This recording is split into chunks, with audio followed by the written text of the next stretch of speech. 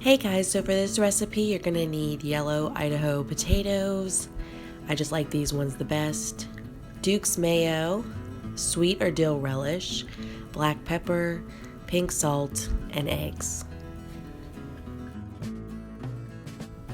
So now you're gonna add your pink salt, just a pinch or two, to the water for the potatoes. And you're going to turn the heat on in both your pot for your eggs and for your potatoes. Make sure you add your eggs to the cold water so that they are able to boil, and you definitely don't want to add them to the boiling water. And then of course you're going to want to wash your potatoes. I'm going to be using 6 small potatoes and 4 eggs in this recipe. Okay, so now we're going to chop our potatoes and make sure that you cut off the bad spots. And I know I have a piece on the end there, but I caught it when I was putting the potatoes back into the pot. So just cube them up in uniform pieces. Make sure that they're not too big so that they don't take a long time to get soft.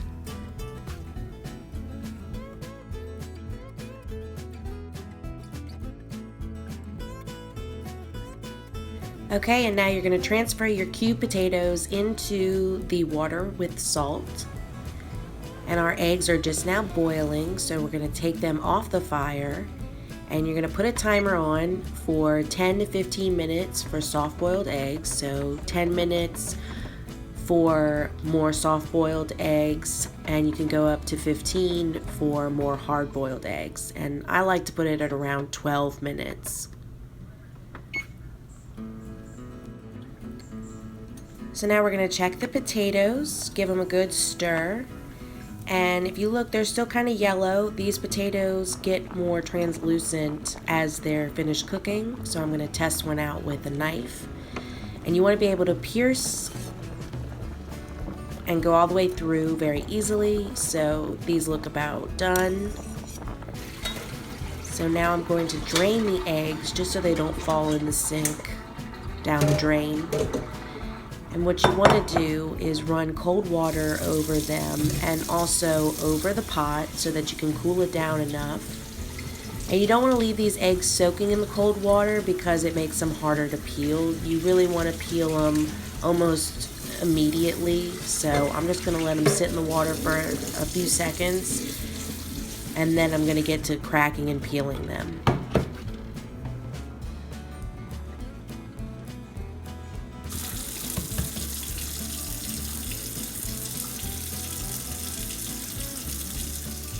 Okay, so now I'm going to drain the potatoes in the strainer, and just be careful with this step because the steam could possibly burn you. I've had that happen before. It's not anything bad, but just be careful. And yes, I am going to run a little bit of water over the potatoes just to cool them off a little bit so they're not piping hot. And then I'm going to put them back into their pot. So now we're going to begin to mix our potatoes, eggs, and condiments. So I'll show you. It's okay if they don't look perfect.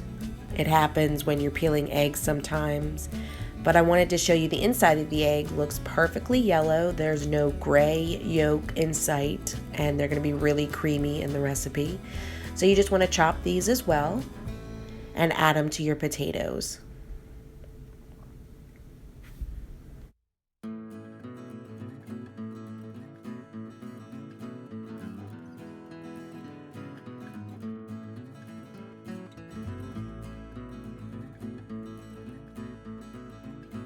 Okay, so now we're going to add a big heaping tablespoon of dill relish. You can use sweet relish if you prefer. And this is more so to taste, so if you like a little bit more of the relish flavor, please feel free to add more, but this seems to be enough for this recipe. And then I'm also going to add 2 heaping tablespoons of Duke's mayo. That's just the mayo my family prefers. And then we're going to mix it all together. But you want to make sure that you're not smashing this to pieces. You really want to fold in the relish and the mayo. I like my potato salad more chunky. I don't like it to be really super smooth, so that's why I prefer to do it that way. And the final step is to add salt and pepper, but I rarely ever put any extra salt, and I find that a good amount of black pepper really helps to season this potato salad really well. And again, if you like to add other spices, please feel free. This is just what I do for my family. And I'm going to go ahead and taste it. And it looks like it's good. Thanks for watching. Please subscribe, like, and share, and I'll see you guys next time.